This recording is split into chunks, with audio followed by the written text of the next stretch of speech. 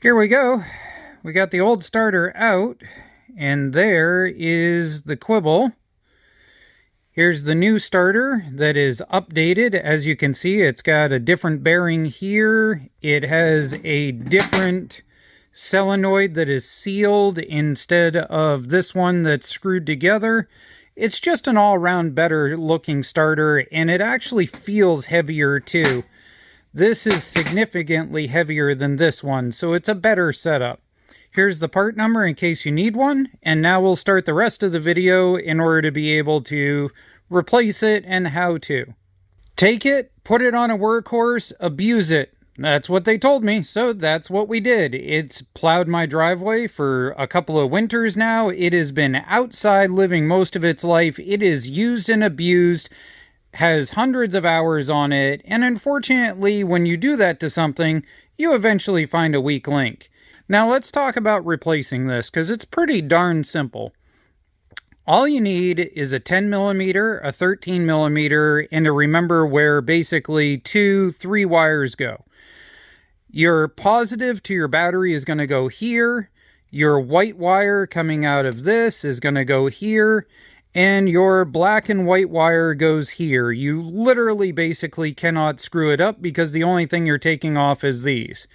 You're going to end up with a 10mm, a 10mm, a 10mm, and a 10mm. But before you jump onto that, you have to remove this 10mm here for the coil control box. So that one is first. This one, unplug that.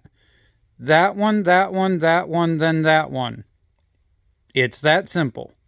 Let's see if we can show you what we mean. So we're going to grab a 13, pull this off, and set that aside.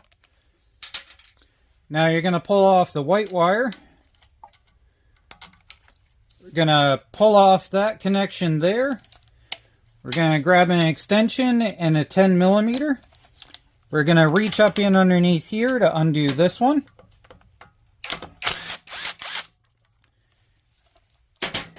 That's going to drop the wiring harness down,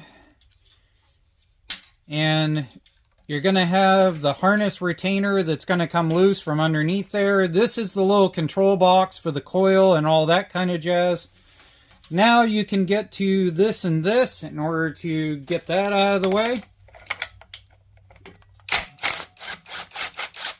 And it's at just enough of an angle there, as you saw, that it almost doesn't fit. Okay, there's that out of the way. Now we'll grab this. There's the bottom one. And it does get stuck inside the shroud. So now we're going to pull the wire up and get the top one.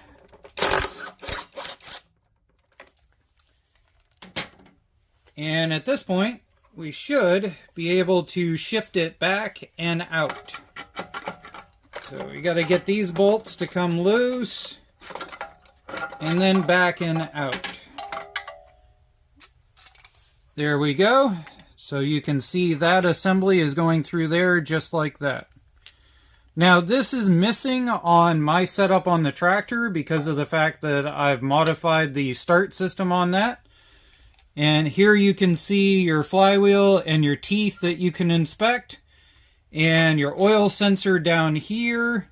This is your charging system coming out. This is AC coming out of here. This line goes to your coil, and this line goes to the solenoid in the bottom of the carburetor if you still have that in yours. Here we go. This is what I was talking about these shroud bolts. You literally should just take a knife and cut a notch right there. It's just bad design. It is what it is. There is no good way to show it when I go to install this, but your coil wire coming out from underneath the flywheel actually goes through this bottom slit right in here. So your oil safety wire is going to go under it, and your coil charging AC line is going to go right there. A little bit cold in here right now, but let's see if we can get this bugger to fire up. Put the clutch down, brand new starter. Oh, Give it a little bit of choke.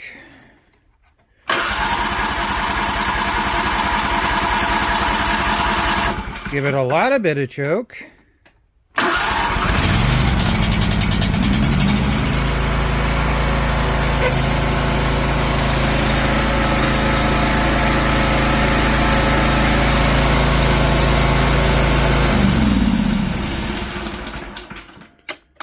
There we are.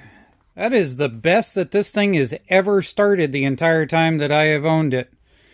Big thank you to DuroMax for selling parts. We've got the part listed. We also did a video on the exhaust system so that you can order that.